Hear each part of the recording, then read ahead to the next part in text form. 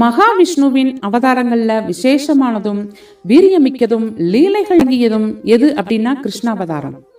இந்த அவதாரத்துல கிருஷ்ணருடைய செயல்கள் எல்லாமே பாத்தீங்கன்னா பல்வேறு முரண்பாடுகள் கொண்டதாக இருக்கும். இதுக்கு பின்னணியில சூட்சுமமான தர்மம் அடங்கியிருக்கு அப்படின்னு சொல்லி ஆன்மீக சான்றோர்கள் எல்லோருமே சொல்றாங்க.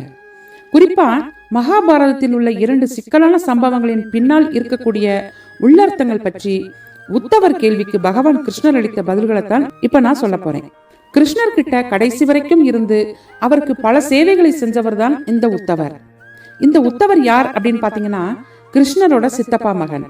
கிருஷ்ணர் தன்னுடைய அவதார நோக்கம் முடிஞ்சு பூவுலகை விட்டு செல்லும் காலம் வந்தப்போ உத்தவர் கிட்ட கேட்கிறாரு, உத்தவா, உனக்கு ஏதாவது விருப்பம் இருந்தால் தெரிவிக்கலாம் அப்படின்னு சொல்லிட்டு ரொம்ப ரொம்ப எளிமையான சுபாவம் கொண்டவர் தான் இந்த உத்தவர். ஆனால் எப்பவுமே சொல்லொன்றும் செயல் ஒன்றுமாக இருந்த கிருஷ்ணருடைய பல லீலைகள் உத்தவருக்கு புரியாத புதிராகவே இருந்தது. அதனால் அதுக்கான காரண காரியங்களை இப்பவாது கேட்டலாம் அப்படின்னு நினைக்கிறாரு. என்ன கேட்கிறார் அப்படின்னா, கிருஷ்ணா, உன்னிடம் சில கேள்விகள் மட்டுமே நான் கேட்க வேண்டும், அதற்கு விளக்கம் அளித்தாலே போதுமானது அப்படின்னு சொல்றாரு. சரி, உன்னுடைய கேள்விகளை கேட்கலாம் அப்படின்னு சொல்றாரு கிருஷ்ணர்.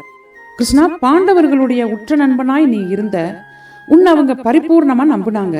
நடக்க போறது முன்கூட்டியே அறிந்த நீ முன்னதாகவே போய் சூதாட்டத்தை தடுத்து இருக்கலாம். சரி, அதை நீ செய்யல. ஆனா தர்மன் அதுல தோற்கும்படியும் விட்டுட்ட. இதனால என்ன ஆச்சு? தர்மனுக்கு அவனுடைய செல்வம், நாடு இதெல்லாம் போச்சு. அது மட்டும் கிடையாது, அவனும் அவனுடைய உடன் பிறந்தவர்கள் எல்லோருமே இதுல ரொம்ப ரொம்ப அவமானப்பட்டாங்க. திரௌபதியையும் வைத்து சூதாடி தோல்வி அடைஞ்சான் அந்த தர்மன். இது எதையுமே நீ தடுக்கல. அது மட்டும் இல்ல, கௌரவருடைய சபையில் திரௌபதியின் துயில் உரியப்பட்டு அவளுடைய மானம் பறிபோகும் நிலை ஏற்பட்டப்பத்தான் நீ போய் அவளுடைய மானத்தை காப்பாத்தின. யாரோ ஒருவன் ஒரு பெண்ணின் தலைமுடியை பிடிச்சு இழுத்து வந்து எல்லோர் மத்தியிலையும் அவளுடைய ஆடையில் கை வைத்து இழுக்கும் போதே அவள் நிச்சயமா ஒரு பிணமா மாறிடுறா.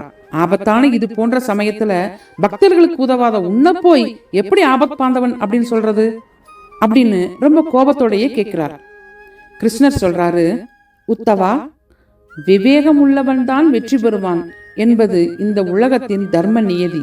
இந்த விஷயத்தில் துரியோதனனுக்கு இருந்த விவேகம் தர்மனுக்கு இல்லை. அதனால் அவன் தோற்கும் நிலை ஏற்பட்டது. துரியோதனனுக்கு நுட்பமாக சூதாடும் வழிகள் தெரியாவிட்டாலும் அவனது மாமா சகுனி பகடையை உருட்டி சூதாடுவார் என்று சந்தர்ப்பத்திற்கேற்ப விவேகமாக செயல்பட்டான். அதே போல தர்மனும் என் சார்பாக என் மைத்துனன் கிருஷ்ணன் பகடையை உருட்டுவான் என்று சொல்லவில்லை.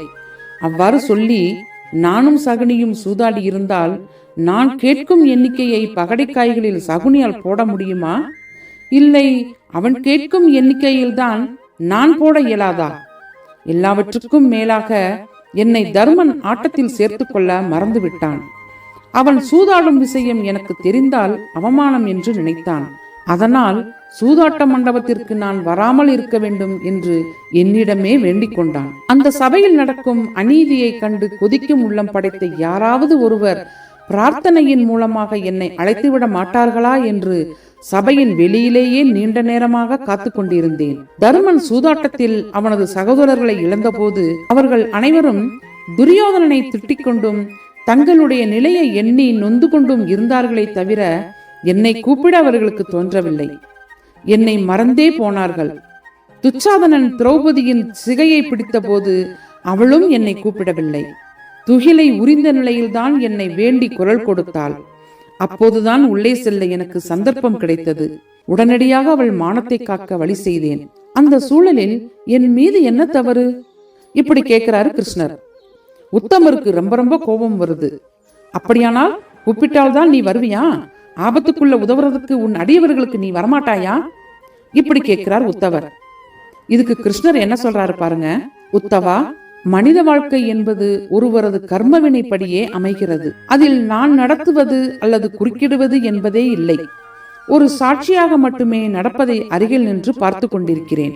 அதுதான் தெய்வ தர்மம். இப்படி சொல்றாரு கிருஷ்ணர். உடனே உத்தமருக்கு இன்னும் கோபம் வருது.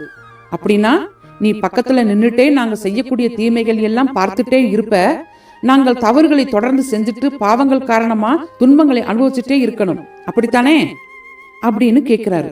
உத்தவா, நான் சொன்னதின் உள்ளர்த்தத்தை நீ நன்றாக புரிந்து கொள்ள வேண்டும். அதாவது அனைத்து காரியங்களிலும் சாட்சியாக உங்கள் அருகில் இறைவன் நிற்பதை மனப்பூர்வமாக உணரும்போது ஒருவரால் தவறுகளையோ தீய செயல்களையோ எப்படி செய்ய முடியும்? ஆனால் நான் சாட்சியாக இருப்பதை சுலபமாக மறந்துவிட்டு உங்கள் இஷ்டப்படி காரியங்களை செய்கிறீர்கள். எனக்கு தெரியாமல் எதையாவது செய்துவிடலாம் என்று எண்ணி நீங்களாகவே முடிவெடுத்து செயல்படுகிறீர்கள்.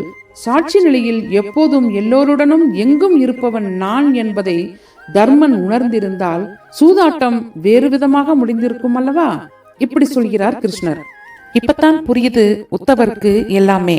அவருக்கு இப்ப வேற வழியே தெரியல. கிருஷ்ணரை கை தொழுது வணங்குவது தவிர கண்ணில் கண்ணீர் வழியுது.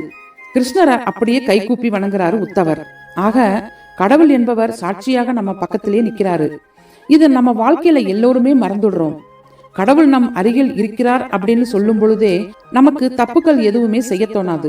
அது எப்ப மறக்கிறோமோ அப்பத்தான் நிறைய தவறுகள் செய்கிறோம். கர்ம வினைகளுக்குள் ஆட்படுகின்றோம். அதுக்கான பலன்களையும் அனுபவிக்கிறோம். இதுதான் உலக வாழ்க்கையில் நடக்கிறது. இது ரொம்ப ரொம்ப எளிமையாக விளக்கிட்டாரு கிருஷ்ணர். இந்த உரையாடல் மூலமா நம்ம செய்ய வேண்டியது நம்முடைய வாழ்க்கையில என்னன்னா ஒரே ஒரு விஷயம்தான். அனைத்து நிலைகளிலும் சாட்சியாக இருக்கக்கூடிய இறை சக்தியை நினைத்து அவரை சரண் புகுந்து காரியங்களை செய்யும் போது நம்முடைய வாழ்வில் துன்பங்கள் ஏற்பட வழியே இல்லை அப்படிங்கிறத உணர்றதுதான்.